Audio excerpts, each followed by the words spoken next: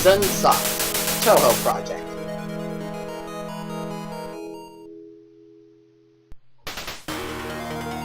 Hello there peeps, this is Lotus Land once again, and it's time to start up a new project. I'm going to be playing Lotus Land Story, the 4th game in the Touhou series of shoot-'em-up games. So we have a choice between two characters, Reimu, the Shrine Maiden, and Marisa, the Ordinary Magician, or Witch, whichever you prefer. Each character has 2 different shot types to choose from before starting the game. I'm going to be sticking with Marisa and I'll show off all the shot types and characters in bonus material though. So I'm playing on normal mode because that's what I know I can be. I was going to try hard mode, but I don't think I'm quite ready for that. I didn't know about this series until late this past summer, so yeah. So the red B pickups increase your power, which is necessary to really see what changing your shot type really does. So now that we've collected enough power, Marisa now has lasers on either side of her. The purple pickups are simply for score, and blue pickups are dream pickups. They're also just for a multiplier at the end of the stage. In the 5th game, Mystic Square, there was a bar that filled up the more you based on the green pickups you collected, and you get an extra life when it was full, but that's not the case here. And we have the first mini boss, it's a flower. It's really easy to deal with. Marisa is the speedy powerhouse character of the game. As such, she deals a lot of damage, but her shot coverage is pretty small comparatively to Reimu's, but we'll go into that later. It's what I prefer.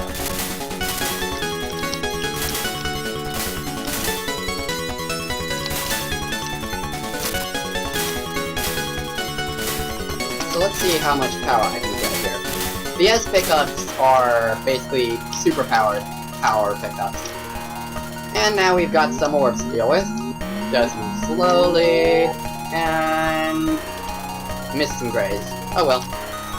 So, your character's hitbox is actually a lot smaller than it appears. I have to explain this.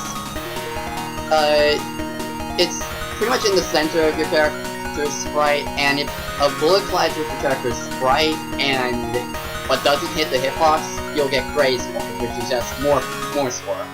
It's risky, but it rewards risky behavior. Oh, what is this? I can't go any further. Where are you planning to go in the middle of the night? Flying around and all. Just a little bit of work. Hey now, that can't be it. It is, so move. You're in the way. Oh really? Sorry, but I can't let you pass on a night like this. I'll say it again. You're in the way. Would you move? If you want to pass, then you must defeat me first. Well then, I'll help myself. Eek! Meet Orange, the first boss of Lotus Land Story, and when I first saw her, I confused her for Hongmei Ling from Embodiment of Scarlet Devil. I think a lot of people do that, actually. I wouldn't be surprised if the inverse happened when Embodiment of Scarlet Devil came out, and people thought Hongmei Ling was Orange. So, Orange's bullet patterns are the equivalent to someone flailing around in a fist fight and hoping something lands. As long as you keep your wits about you, you'll be fine. I can usually beat her even on hard mode without taking a bomb. I'll explain what bombs are for in a moment. So long, you're just the first stage boss after all. That was so humiliating! Alright, on to the next thing. And here's our score tally. And there's the dream bonus right here.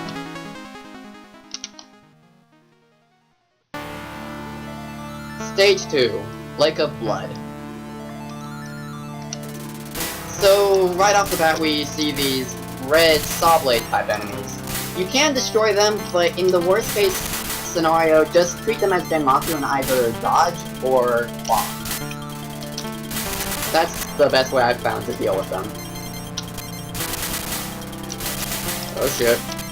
Yeah, that's a bit risky. I tend to not be a good bomber. And I still haven't explained what bombs are. Bombs are basically your health in this game, only you have to activate it manually. And to quote Rome Mithril, it's always better to lose a bomb than a life. If you're panicking and there's lots of bullets on screen, or you feel like you're gonna get hit. Oh, and here's Kurumi, I think her name is. Ow! I kinda panicked there. That was a bit risky, but hey, I didn't lose a life. And that's the most important thing. That was an example of a bomb. It deals damage to everything on screen and clears the screen of bullets, but you only have a limited supply, so they're meant to be used as impromptu help. Mew's gonna yell at me for using a bomb like that, or being forced to use a bomb like that, I should say. He's not gonna yell at me for using a bomb when I was in danger, just... yeah. Okay, and now we've got some rings to deal with. Just keep your wits about you, and just dodge or bomb if you feel like you're gonna get hit. That's the way these games work. I should be fine. Practice dodging without bombing enough that I feel like I can get past this. Yep. And more of these balls. That was actually a bit risky. I did not think that the orbs would appear there. You're in the way, little bird. You might regret saying that. Just get out of the way. I'm in a hurry. No can do. Hang on. Didn't I just see you before? That's right. I'm the gatekeeper of the lake, Kurumi. Nice to meet you. I thought you were just a small fry. Anyway, I'll show no mercy to anyone who tries to pass through, whether they're a magician or not. Yeah. And here's Kurumi, the first vampire in the Touhou series. Contrary to what Vermilion laundry fans would say. Or think. She's not too bad. She fires these reflecting lasers, and as long as you keep your wits about you, they're fine. Especially with how Marisa can just power through some of these. That got a bit close for my likes. But like I said, it's always better to lose a bomb than a life. And getting an extend increases your life count, which is always good, and it clears the screen of bullets. Getting full power will also do that. Really weak, and you aren't even human. How frustrating! So I seem to be doing pretty well so far.